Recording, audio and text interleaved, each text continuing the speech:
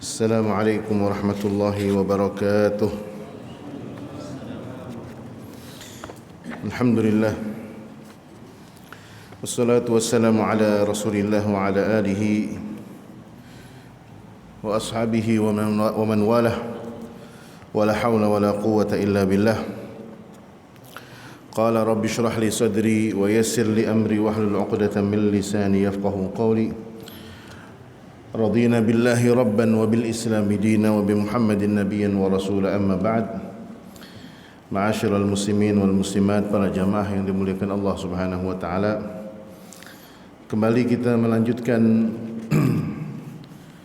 pembahasan tentang bangsa Yahudi yang berada di Madinah, yang dimana al-muallif, penyusun kitab, memasukkan hal ini ke dalam bagian unsur atau unsur terpenting dalam kondisi kultural masyarakat Madinah saat Rasulullah SAW berhijrah ke Madinah.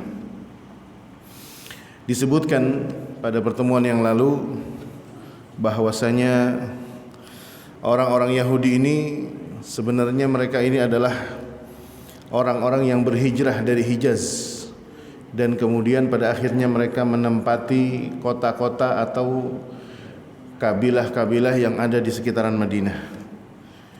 Tetapi bersamaan dengan itu, ketika mereka sudah melakukan kulturalisasi dari mulai nama, kemudian perubahan nama suku, dan bahkan mereka melakukan hubungan pernikahan dengan bangsa-bangsa Arab, tetapi hal itu tidak merubah sikap mereka yang tetap meyakini bahwasanya bangsa Arab maupun bangsa-bangsa lainnya selain bangsa Yahudi merupakan bangsa yang hina, dan mereka meyakini bahwasanya apapun yang dimiliki oleh selain bangsa Yahudi maka mereka dibolehkan untuk mencaplok, untuk mengambil, merampas dan memilikinya secara paksa. Dan inilah kaidah mereka. Dan kemudian kita kisahkan juga di pertemuan yang lalu bagaimana orang-orang Yahudi kala itu sering melakukan tindakan-tindakan, kalau bahasa kita culas. Apa culas? Curang, licik, yang dimana mereka itu justru dulu sudah sering melakukan praktek ribawi, dan ini sampai detik ini pun sering terjadi di situ.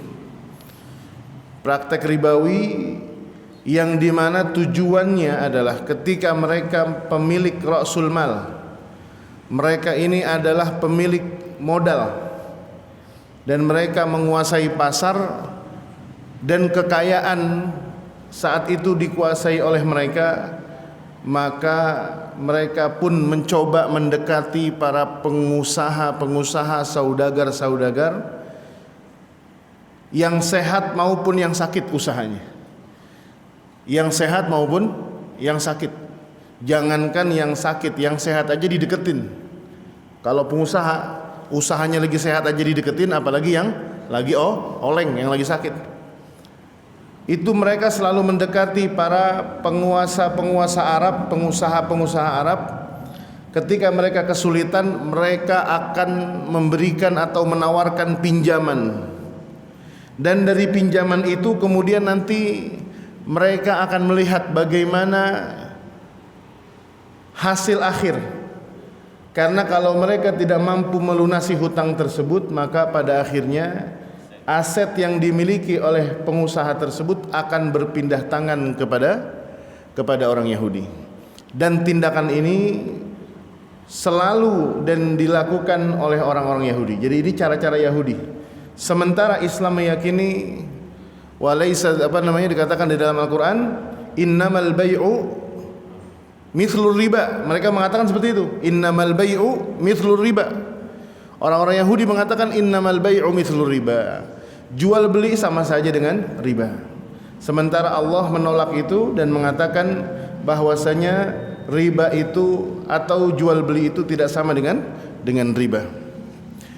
Kemudian hal ini sering kita temukan kalau di antara kita ada yang pernah membaca sejarah tentang revolusi Prancis. Masih ingat itu revolusi Prancis? Itu kisah pelajaran tahun berapa tuh? Kelas berapa tuh?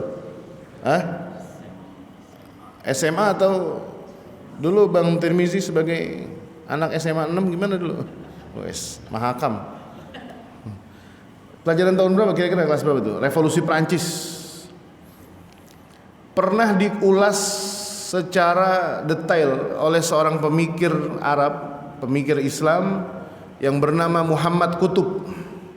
Muhammad Qutb. Ini seorang penulis yang sangat produktif. Beliau punya buku namanya Al-Ghazwul Fikril Mu'asir, Perang Pemikiran Modern. Itu pun beliau menulisnya di tahun 90-an. Tetapi kalau kita baca itu buku, kalau buku aslinya Arab setebal ini, itu kalau kita baca itu buku, apa yang terjadi pada perpolitikan di negeri Islam maupun di negeri-negeri dunia, bahkan apa yang terjadi pada hari ini, itu sudah diprediksikan oleh para penulis. Kenapa? Karena polanya Yahudi itu sama.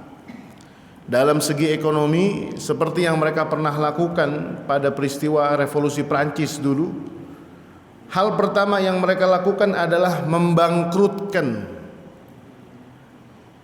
perusahaan-perusahaan Nasrani yang dikelola oleh orang Nasrani. Dengan cara apa? Dengan cara memberikan pinjaman ribawi. Diberikan pinjaman 10 juta, dia harus mengembalikan dalam jumlah berapa? 11 juta. Coba yang pernah minjem di Ada Kita, ayo, siapa yang pernah terlibat pinjol? Nauzubillah min dzalik. Indonesia sekarang lagi darurat pinjol dan judi online. Pinjaman online dan judi online. Ini ada seorang influencer, kalau nggak salah siapa yang sering meliput tentang otomotif, Ridwan Hanif. Beliau cukup bagus, punya gerakan bertujuan untuk menyadarkan masyarakat daripada bahaya judi online. Ini hati-hati nih Pak, anak-anak kita harus diawasi Pak. Kita harus lihat handphonenya, ini aplikasi apa, karena itu judi online aplikasinya mirip dengan games. Bahkan kalau kita yang nggak paham, itu saya sendiri merasa, meskipun umur saya baru menginjak hampir 40 tahun, itu saya kalau ngelihat handphone ponakan saya periksa-periksa, seakan-akan kita itu udah jauh berbeda zaman, padahal usia masih bisa dibilang up to date lah. Tapi kalau ngelihat ini apaan nih, saya periksain atu-atu, ini bahaya luar biasa. Bahkan ketika ada salah seorang anggota dewan yang tertangkap sedang sidang, kemudian dia melakukan aktivitas judi online, fraksinya sibuk mengatakan itu adalah Candy Crush. Semua pelaku judi online juga tahu itu yang dimainkan sama dia adalah judi online. Dan sayang seribu sayang, ada seorang artis nasional dijadikan duta anti judi online, padahal dia adalah pengiklan judi online. Dan dibalik ini semua adalah Yahudi. Dan ini pinjol Pak, bahayanya luar biasa. Penghancur rumah tangga, penghancur agama, penghancur pekerjaan, penghancur agama, penghancur apa lagi? Harga diri, penghancur sosial. Dan yang mengerikan lagi adalah ketika masyarakat itu berani menggunakan jasa itu disebabkan bukan karena aturan syariat, tetapi karena ada legalitas dari salah satu lembaga tinggi negara. Kan begitu ya? Sudah dilegalkan oleh tek kan begitu. Dilegalkan oleh tek gitu. Bahkan gede-gede itu di flyernya dipampang, iklannya besar. Riba. Riba sama bahayanya dengan perzinahan dan narkoba. Dan sayangnya 1000 sayang itu dilegalkan oleh negara. Ngeri. Ngeri luar biasa. Sengeri-ngerinya zaman Pak Harto kagak ada yang dilegalkan dari riba. Dulu paling yang tenar itu bangke, tahu bangke? Bank keliling. Bank keliling singkatannya apa? Bangke, bank keliling. Sekarang riba balihonya gede Pak, di pinggir tol, sampai ada iklan Kredivo. Semudah itu, semudah itu. Iya, minjemnya mudah, balikinnya tagihannya 60 juta. Allahu Akbar. Dan ini mengerikan. Seorang Ridwan Hanif itu dia mengajak para followersnya di di Twitter untuk mengisahkan siapa yang pernah menemukan tentang fenomena pinjaman online di sekitar kehidupan sehari-harinya. Itu kalau Bapak baca Pak, kita yang masih bisa sholat nih hari ini, kening kita bisa sholat, kita bisa sabar menghidupi kehidupan yang keras ini hari ini. Kalau kata Gus Baha, sebenarnya hidup itu bukan yang keras, bukan hidupnya yang keras, bukan rizki kita yang kecil, bukan gaji kita yang kecil, tetapi nafsu kita yang gede. Allah nggak mungkin nggak adil kepada kita, pasti adil. Cuma masalahnya kita nggak tahu diri, kita punya penghasilan sekian, keinginannya gaya hidupnya kayak orang yang punya gaji sekian. Hidup sulit gaya elit kan gitu. Hidup sulit gaya elit. Ini yang susah Pak, luar biasa. Oleh karenanya kalau kita lihat tuh cerita-cerita para followersnya Pak Ridwan Hanif tadi itu, ya Allah ngeri Pak. Ada seorang kita katakan aktivis judi online lah, praktisi judi online. Dari yang mulai dia punya rumah, punya kebun, punya kos-kosan, punya kontrakan, itu diceritain Pak. Bapak bacanya tuh antara ngakak sama nangis Pak. Antara pengen ketawa sama pengen nangis. Pengen ketawa karena kok ada orang begitu, pengen nangis karena sedih. Ya Allah, ini negara begini amat ya. Di antaranya Bapak, ada orang yang punya kos-kosan, punya kebun. Kata yang bikin cerita nih, jawab nge-replay pertanyaan Ridwan Hanif, dia bilang apa? Sekarang saya temuin Bang, ini orang cuma punya rumah sama badan doang. Punya rumah sama badan doang. Istrinya udah pergi, anaknya pergi semua, kos-kosannya dijual, kebunnya dijual. Itu pun susah. Pas ketemu sama saya masih bilang, lu punya duit gak?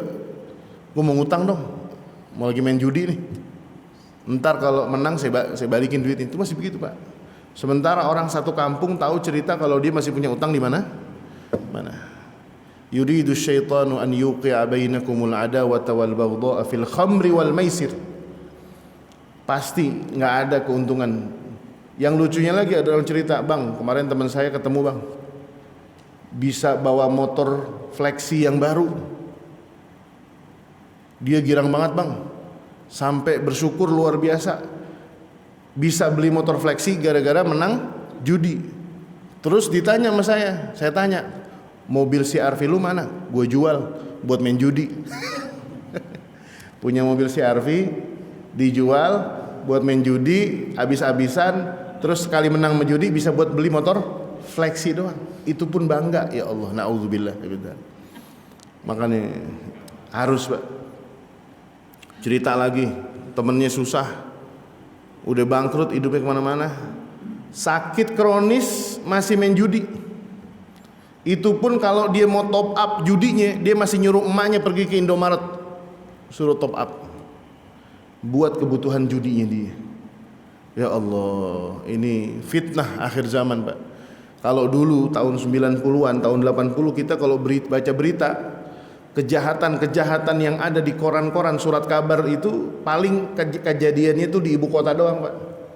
Kejahatan-kejahatan itu kita temukan di ibu kota. Sekarang itu kejahatan yang baca orang ibu kota kejadiannya di daerah. Anak kecil diperkosa umur 4 tahun. Anak kecil usia 13 tahun diperkosa oleh gurunya. Ya Allah, itu dirusak seperti itu. Dan ini adalah sistemik yang diberlakukan oleh orang-orang Yahudi, dan itu seperti itu biasa. Oleh karenanya ketika mereka dulu bangsa Arab mendapatkan pinjaman itu seakan-akan ada darah segar. Seakan-akan ada darah segar yang mereka rasakan. Tetapi pada hakikatnya di balik itu mereka menanti-nanti kapan saatnya aset itu akan berpindah ke mereka orang Yahudi, dan ini jahatnya mereka. Kemudian minggu lalu mereka ini adalah para penguasa bisnis impor, ekspor impor. Mereka mengekspor kurma dari Madinah. Setelah mereka mampu menguasai kebun-kebun di Madinah, dan mereka kadang menjadi tengkulak pemborong hasil panen kurma di Madinah, mereka yang mengekspor dengan jaringan mereka. Dulu nih udah berkuasa. Dan kemudian mereka mengimpor minuman keras, khamr, dan mereka juga yang mengimpor garmen. Dan inilah yang kemudian hal yang terakhir yang membuat mereka merasakan ketakutan adalah ketika Nabi Muhammad SAW berhijrah. Sebelum mereka datang itu, sebelum para sahabat dan Rasulullah datang ke Madinah, mereka sudah mengetahui bahwasanya bangsa Aus atau kabilah Aus dan Khazraj ini sudah memiliki kesepakatan untuk berdamai di hadapan Rasulullah SAW. Yang artinya apa? Bahwasanya secara politik mereka tidak akan punya kerjaan lagi untuk mengadu domba dua kabilah besar di Madinah yang bernama Aus dan Khazraj. Dan ini proyek mereka akan segera berakhir. Oleh karenanya itu yang mereka khawatirkan. Kita lanjutkan membaca. Kenapa saya baca? Karena supaya lebih mengupas apa yang dikatakan oleh muallif. Seperti yang saya katakan, pengarang kitab ini Syekh Al-Mubarakfuri membahas kaum muslimin cuma satu halaman. Membahas orang Nasrani maupun orang-orang penyembah berhala cuma satu halaman. Tapi giliran Yahudi beliau bahas 4 halaman. Karena begitu peliknya, Pak. Orang Yahudi ini adalah keturunan dari Ishak alaihissalam. Sementara bangsa Arab dan Nabi Muhammad SAW ini adalah keturunan dari Nabi Ismail alaihissalam. Dan ada satu hal yang perlu kita luruskan, dan ini pernah ataupun sering saya ingatkan. Dulu waktu kecil kita diperdengarkan kisah bahwasanya ibunya Nabi Ismail ini yang bernama siapa? Siti Hajar adalah seorang budak. Padahal dikatakan di dalam riwayat Al-Imam Ibnu Katsir bahwasanya yang mengatakan riwayat bahwasanya Hajar istri dari Nabi Ibrahim alaihissalam yang merupakan ibu dari Nabi Ismail adalah riwayat Israiliyat. Yang mengada-ngada itu adalah orang-orang Israel, Bani Israel. Tujuan mereka apa? Ketika mereka mengatakan bahwasanya Hajar ibunya Ismail alaihissalam seorang budak, maka suatu saat nanti mereka akan mampu mengatakan, bagaimana mungkin kalian umat Islam memiliki seorang nabi yang bernama Muhammad sementara dia adalah keturunan dari seorang ibu yang merupakan seorang budak. Mana lebih mulia? Kami Ishak, keturunan Ishak. Kan kalau bahasa Inggrisnya Pak, Ishak, gitu kan? Ishak itu Ishak. Namanya persis seperti temannya Bang Turmuzi, penyerang Newcastle United. Bangsa warga negara Swedia. Ishak. Itu Ishak kalau dalam bahasa Arab. Ishak memiliki seorang ibu yang bernama siapa? Ishak. Ibunya bernama Sarah.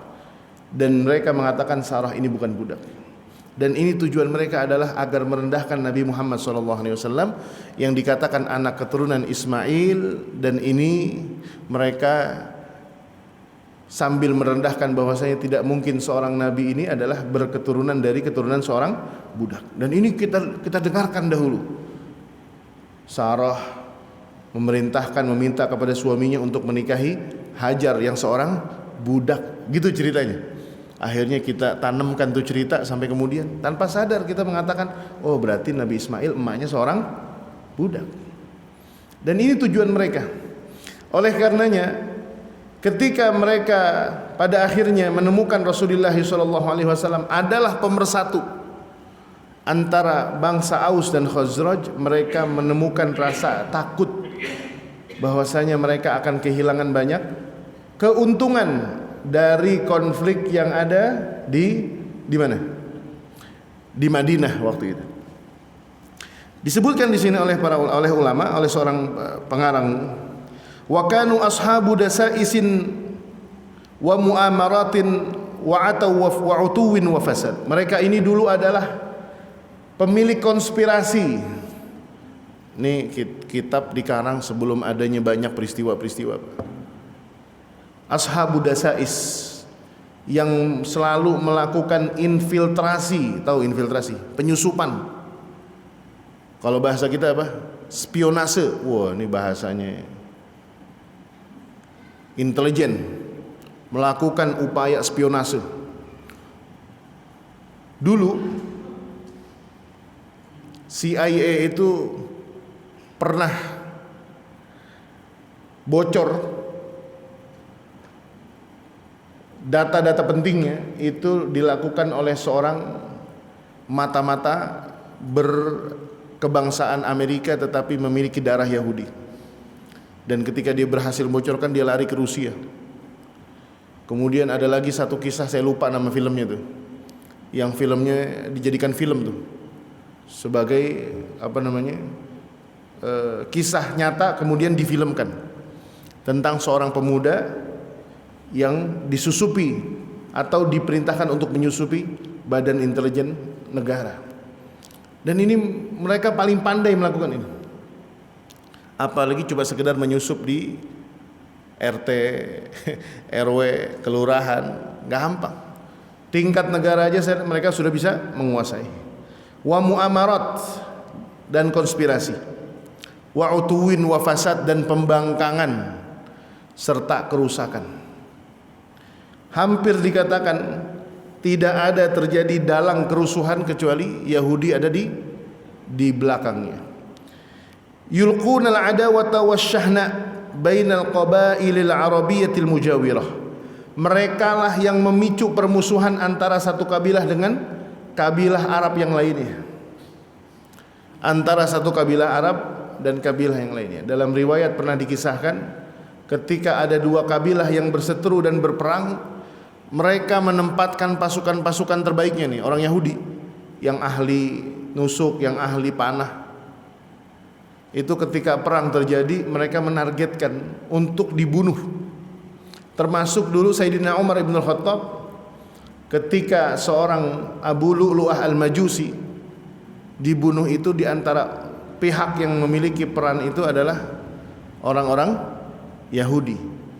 Sehingga dia bisa memanfaatkan sebuah semangat yang dibawa oleh orang-orang Majusi yang ada di Iran, yang ada di Persia waktu itu, negeri Furs atau Persia, dan orang Yahudi itulah yang membawa masuk ke dalam Madinah. Abu Lu'lu'ah sempat mengganti namanya, merubah penampilannya, dan kemudian bekerja sebagai pandai besi. Dan dengan pandai besi itulah dia berhasil membuat sebilah pisau, yang pisaunya itu diberikan racun dengan 7 jenis racun yang tidak ada penawarnya. Ditambah lagi ada kisahnya, plot twistnya nih, kalau istilah film apa? Dia jatuh cinta dengan seorang gadis Yahudi. Wah, berambut pirang. Dan orang Yahudi ini mengatakan, kalau abang cinta dengan saya, abang buktikan dengan abang mampu membunuh Umar ibn al-Khattab. Wah, semangat. Dia menyiapkan sendiri pisaunya, dilumuri dengan 7 jenis racun yang tidak ada penawarnya. Dan dulu Rasulullah SAW pernah diracuni oleh seorang wanita Yahudi. Ketika seorang wanita Yahudi itu berpura-pura masuk ke dalam Islam, berpura-pura baik hati dengan Rasulullah, dan berpura-pura baik hati membawakan daging kambing yang sudah dilumuri dengan racun. Tetapi karena kehendak Allah dan penjagaan dari Jibril, itu daging yang sempat dimakan satu suap, kemudian ia keluarkan kembali itu daging, tetapi racunnya masih berada. Dalam riwayat dikatakan Rasulullah itu sakitnya yang sebelum sakit adalah salah satu di antara dampak dari sihir yang pernah diberikan oleh orang Yahudi. Sihir dan racun. Kemudian wa yughruna ba'daha ala ba'din bikaidin khafiyyin lam takun tus'iruhu tilkal qabail. Masing-masing punya agenda, menggoda, menawarkan satu pihak dengan pihak yang lain untuk melakukan proses peperangan. Akhirnya negeri itu pecah. Kalau konteksnya zaman sekarang, yang pecah itu seperti yang terkini, negara Islam yang pecah atau negara Arab yang pecah adalah negara Sudan. Sudan itu sekarang punya negara dua, Sudan dan Sudan Selatan. Jadi kalau ada, bahasa kita apa dulu, referendum, pasti ada tangan-tangan Yahudi di situ. Tujuannya adalah untuk memecah belah umat manusia. Kita dulu pernah kehilangan sebuah provinsi yang bernama Timur. Apa kabarnya Timur hari ini? La yamutu fiha wala yahya. La yamutu fiha wala yahya. Hidup hidup tidak mampu, mati pun segan. Mati segan, hidup pun tak mau. Hidup segan, mati tak mau. Berat Pak, luar biasa berat. Kemarin ada sebuah video saya lihat di salah satu sosmed itu, ada seorang polisi yang naik jabatan, tetapi beliau ini kelahiran dari Timur. Ketika dia disumpah jabatan menangis, begitu emosionalnya, sambil mengatakan bahwasanya dia mengingat keluarga dan saudara-saudaranya di kampung halamannya di Timur. Ketika dia merasakan betapa bahagianya menjadi seorang warga negara NKRI dengan keadaan yang seperti ini, jauh lebih baik daripada kondisi saudara-saudaranya yang berada di sana. Sekarang digaungkan kembali Papua merdeka. Lama-lama ntar Aceh merdeka. Saya khawatir cuma satu, Selipi merdeka. Ini bahaya, Selipi merdeka. Nauzubillah min dzalik. Fakanat tatatohan fi hurub. Bangsa Yahudi ini selalu berada di pusaran peperangan. Selalu berada di situ. Dan mereka adalah dalangnya.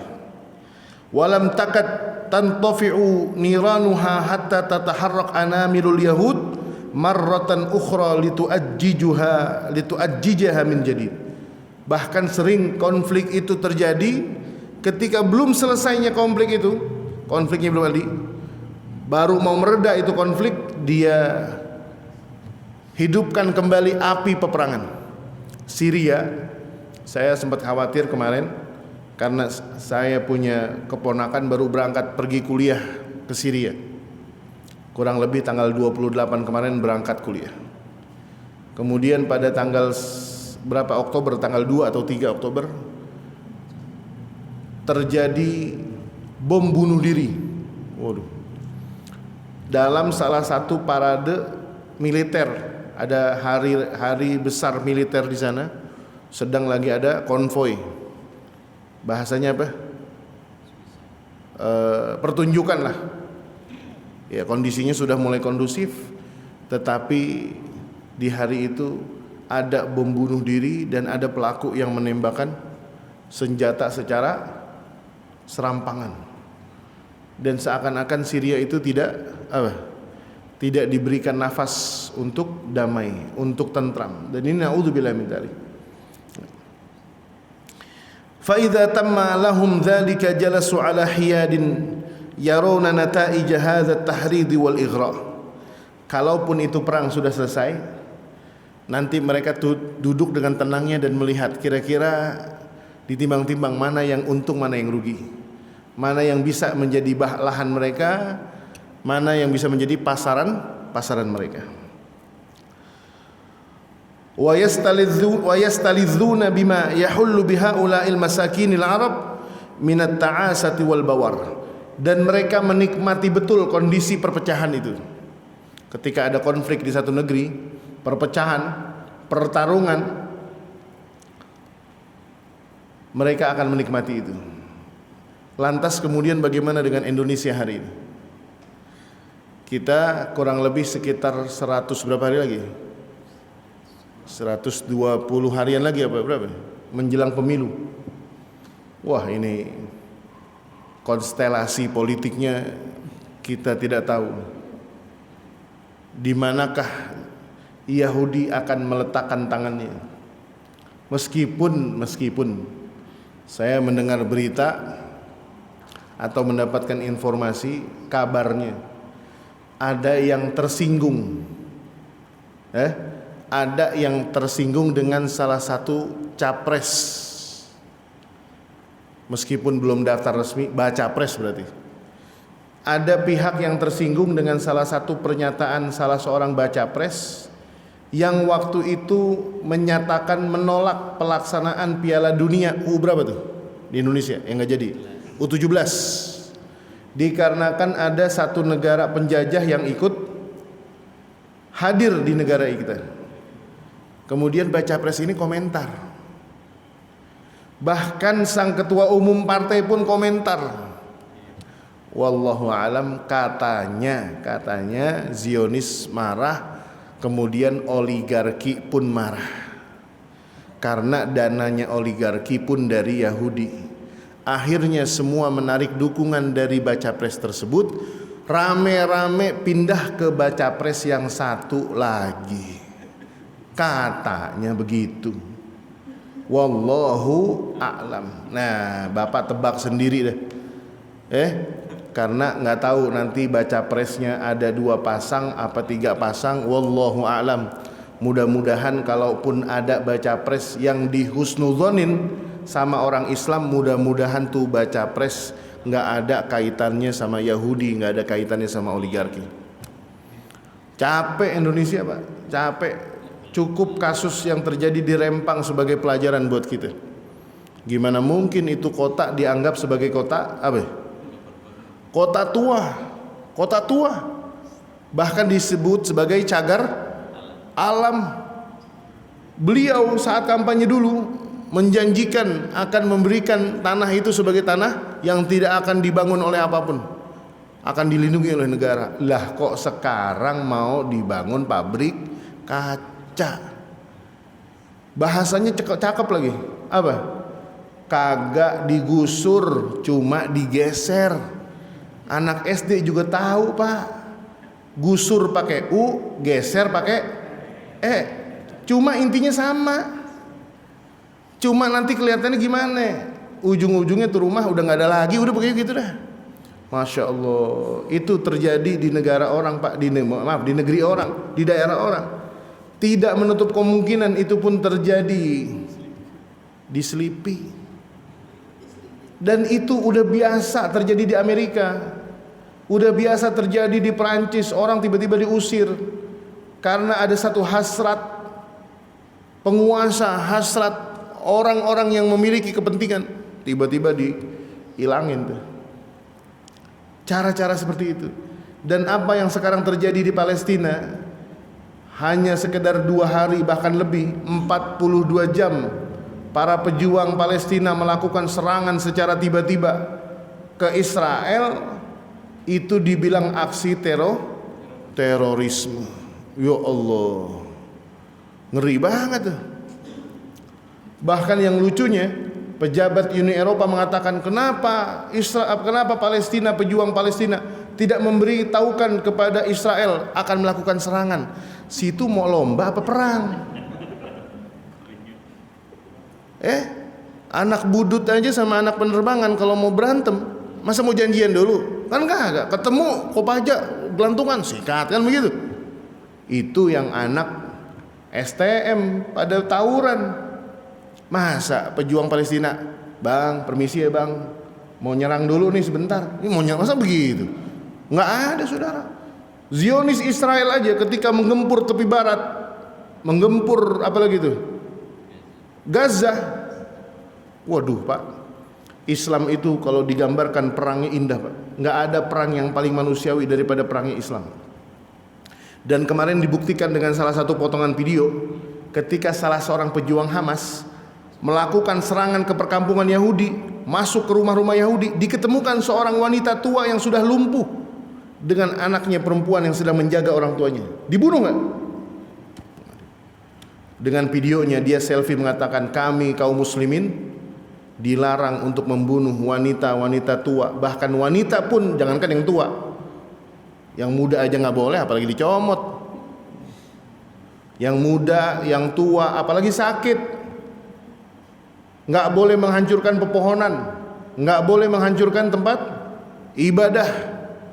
Waduh, kalau Zionis Israel Pak nyerang, waduh, nggak tahu waktu. Tengah malam, rudal, Tugar. Pagi-pagi, malamnya kita masih baca Bismikallahumma ahya wa bismika amut. Pagi-pagi kita udah di sorga. Ulah di mana ini? Udah mati syahid. Masya Allah. Orang jalur Gaza Pak, mulai hari Senin kemarin, mereka orang Zionis Israel memutus 3 kebutuhan pokok manusia manapun yang menurut HAM itu tidak boleh diblokade, tidak boleh diputus. Apa? Air, energi, dan apa lagi satu lagi? Bahan bakar. Air, listrik, dan bahan bakar. Dan Israel secara terang-terangan mengatakan mereka akan menggelapkan jalur Gaza. Dan mereka dengan bangganya Pak melakukan siaran live dan menutup itu semua. Airnya dirusak. Bapak kalau tahu di Gaza ini harga air segelas ini mahalnya lebih mahal daripada bensin. Jadi jangan pernah mengajarkan orang-orang Palestina untuk bersabar. Jangan pernah mengajarkan orang-orang jalur Gaza untuk puasa Pak. Enggak. Mereka udah biasa makan roti 1 bunder gitu, roti untuk 3 hari satu orang. Hidupnya lebih sulit daripada kita. Kita kadang pagi jam 6 udah ketemu nasi uduk semur jengkol. Jam 1 udah ketemu nasi padang. Malam ntar ketemu nasi goreng, masih bilang hidup susah banget ya, hidup keras, hidup keras. Ya Allah, sehari ini perut keisi makan 3 kali masih bilang hidup susah. Giliran masjid ngadain santunan, aneh, duafa nih, duafa. Besok handphone ganti, kameranya udah 4. Ini orang mana duafanya nih? Allahu Akbar, luar biasa Pak. Sekarang yang terjadi di Palestina, silakan Bapak nanti pulang ke rumah. Kalau mau tahu cerita panjangnya Palestina, ketik di Google peristiwa Nakbah 1948. Ini awal mulanya. Dulu orang-orang Palestina digempur, dibombardir membabi buta.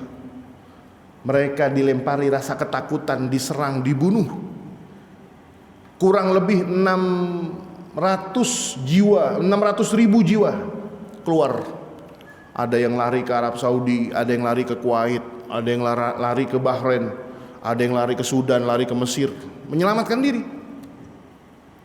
Itu cara untuk orang Yahudi mengosongkan bumi Palestina. Makanya perlahan-perlahan orang tanahnya dibangun, rumahnya milik Yahudi, daerahnya dibangun oleh orang Yahudi. Na'udzubillahi min dzalik. Dan itulah mereka. Rupanya kita nggak selesai bahas Yahudi nih. Memang tapi seru sih, emang bagus juga supaya kita tahu bagaimana liciknya bangsa Yahudi, dan mereka itu memiliki organisasi dunia Pak yang disebut dengan Freemasonry. Kalau nggak salah pernah ada kajian yang disampaikan oleh Ustadz Alfian Tanjung. Kalau nggak salah itu, kalau nggak salah di YouTube ada kajiannya. Tetapi kalau Bapak bisa mengakses bahasa Inggris atau bahasa Arab, Bapak bisa melihat film dokumenter di YouTube yang dirilis oleh Al Jazeera Dokumenter, Al Jazeera Al-Wathaiqiyah, yang menceritakan tentang jaringan-jaringan Yahudi di seluruh dunia dan bagaimana perekrutannya, siapakah di negara itu ada. Tapi ini versi tahun dulu, sekitar tahun 2009 atau 2007. Itu mereka memiliki pemimpin-pemimpin regional yang tugasnya adalah memantau pergerakan setiap negara. Tujuannya adalah untuk menantikan kehancuran negeri tersebut, dan mereka bisa masuk ke dalam tulang-tulang pemerintahan, sisi-sisi pemerintahan. Untuk apa? Tujuannya adalah untuk mencegah aliran-aliran Islam, ajaran-ajaran syariat Islam. Dan ini luar biasa tantangan bagi kita. Mudah-mudahan kita akan terus bersatu, apapun mazhab kita dalam fikih maupun pemikiran. InsyaAllah dalam politik, mudah-mudahan kita memiliki kesatuan dan kekompakan untuk mengembalikan izzatul Islam wal muslimin. Lebih kurangnya mohon maaf. Allahumma anfa'na bima 'allamtana wa 'allimna ma yanfa'una wa zidna ilman bi rahmatika ya arhamar rahimin. Rabbana ighfir lana wa liwalidayna warhamhum kama rabbawna shighara. Wa sallallahu ala nabiyyina Muhammadin wa ala alihi wa sahbihi wa sallim. Walhamdulillahi rabbil alamin. Wassalamu alaikum warahmatullahi wabarakatuh.